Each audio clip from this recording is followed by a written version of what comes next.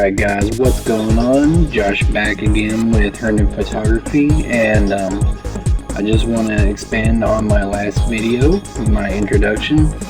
In that video I showed you some of my previous work, and in this video I kind of want to tell you some of the backstories behind some of those images and some of the images that didn't make it into that video.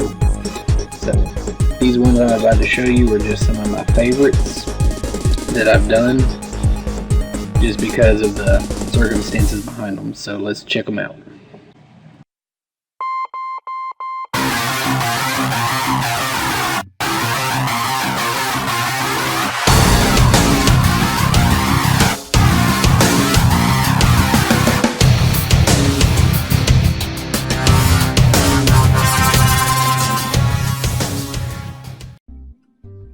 Alright, so we're going to start off here with this first image, which I took around Thanksgiving back in 2019, so just a couple months ago.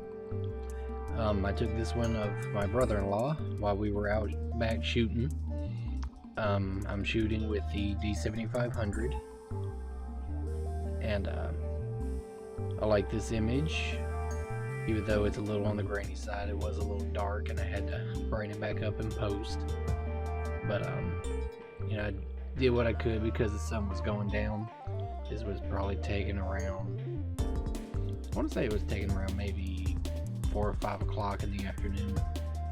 And you know, fall here in Tennessee, the sun starts going down before 6. But I think the ISO on this was 250. And as you can see, my shutter speed was 1/1000th of a second at 2.8 at 110 millimeter. I was shooting this with my Sigma 70-200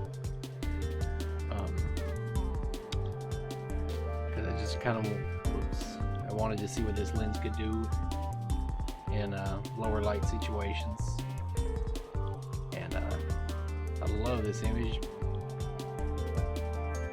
because get that nice background separation, and I was able to get the shell ejecting out of the gun, and you can see some of the gas coming out. And it took me a couple tries to get this because just with the low light it was hard to get it to focus. Of course that's probably my fault there because I'm still getting used to using this camera because I just got it.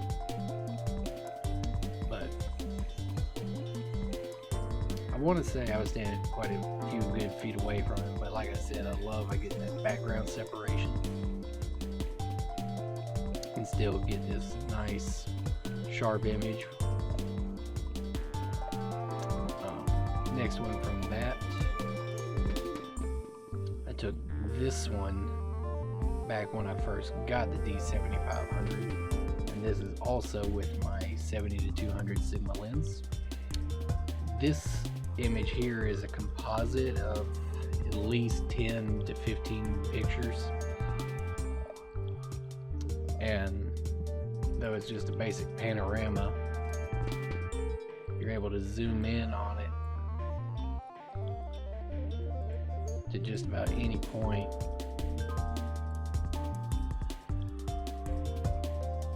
I forget the file size of this, but if you zoom in on all the different signs, every single one of them is legible just about.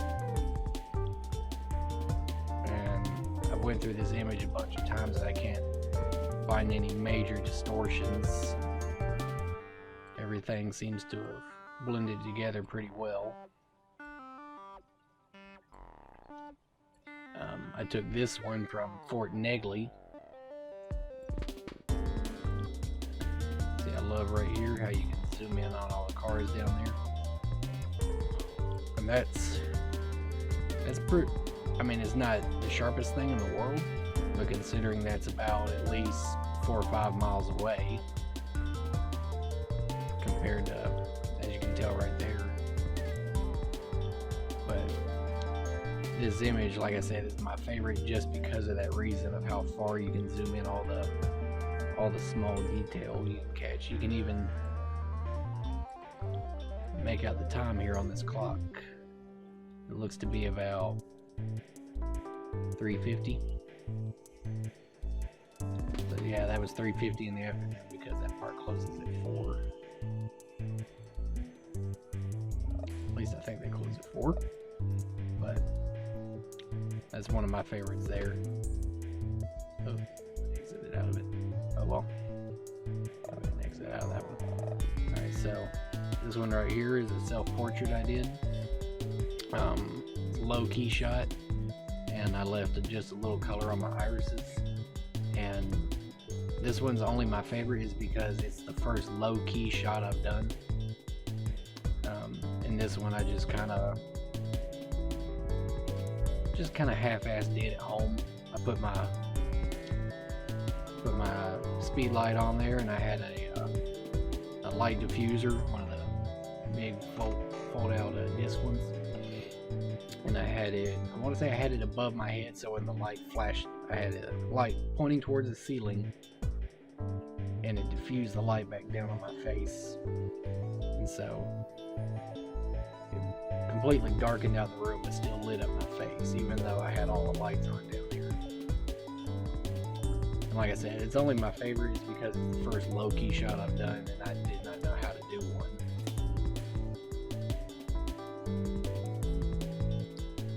Next we'll go with this one. I like going to the Nashville Zoo a lot because you always get a different set of images every time you go. Every time I go, I always get a different picture. This one right here, it was about the middle of December, I want to say it was. It had been pretty cold for a couple days, and on this particular day it was pretty warm. I want to say it got up in the 50s or 60s. The sun was coming out, and so there's a portion of the zoo you can go through and pet the kangaroos, so you can get really close to them.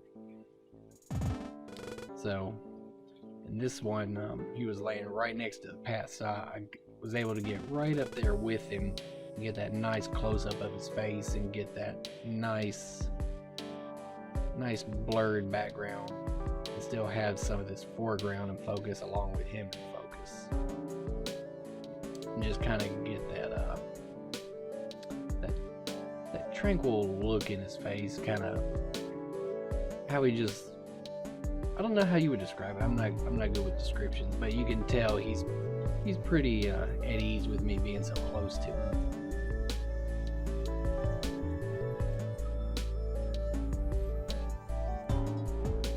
This one right here I took at the Knoxville Zoo when I took my vacation in Gatlinburg back in November.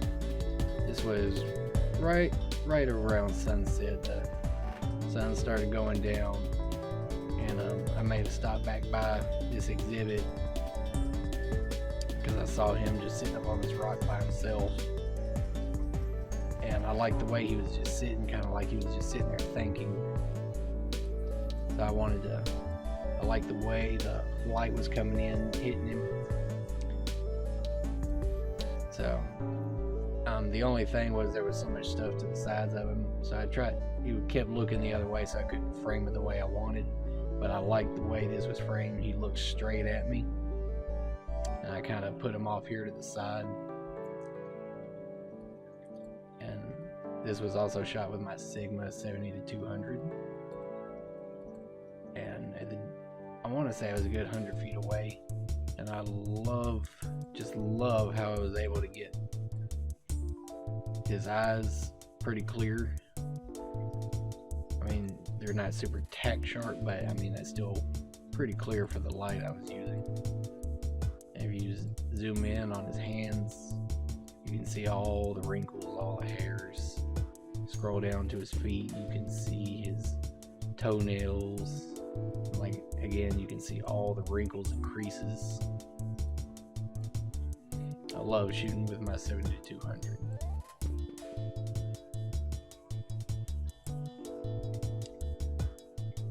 Next, I know you saw these in my last video. We shot these at Centennial Park,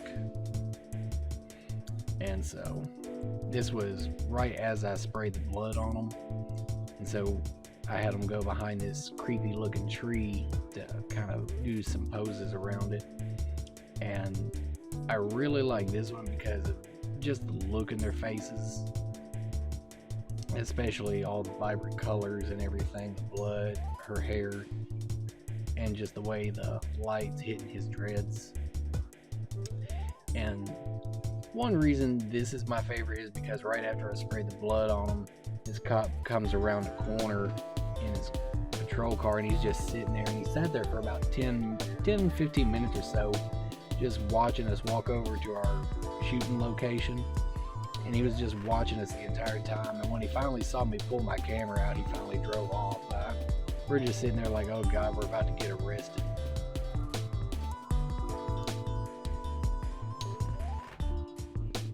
And this one right here we took right on the steps of the Parthenon, right in front of the door. And another reason this is my favorite is mainly because just of all the vibrant colors, because most of this is straight out of camera. I think I only edited just a few things in it, mainly the highlights and the shadows, but I didn't really mess with the colors that much. But and funny story behind this one, there were just so many people, we were freaking out as we were walking around trying to find shooting spots.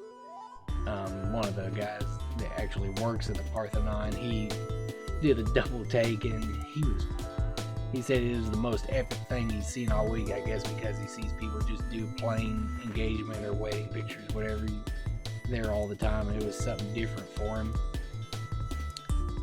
And what we were doing was they were wanting some Valentine's pictures done, and I work with them at a haunted house, so they wanted it kind of be themed towards Halloween a little bit, so we did My Bloody Valentine, I guess you could say. And so that was probably one of the most fun shoots I've ever done, just because of all the looks we got walking around. But these are all my favorites. I have a whole bunch more that I could show, and I'll probably show in another video, because I've got zoo pictures, I've got my dog, I've got some nature pictures that I can go through, especially this one right here. I like this one just because of the lighting. We took that one at Fort Donaldson. This one right here, I accidentally shot it as a JPEG, though the horizon's uneven, the lighting and everything is straight out of camera. But I try and shoot raw whenever I can. I rarely, if ever, shoot JPEG. This one right here is out of camera. This one right here, just some minor editing to it.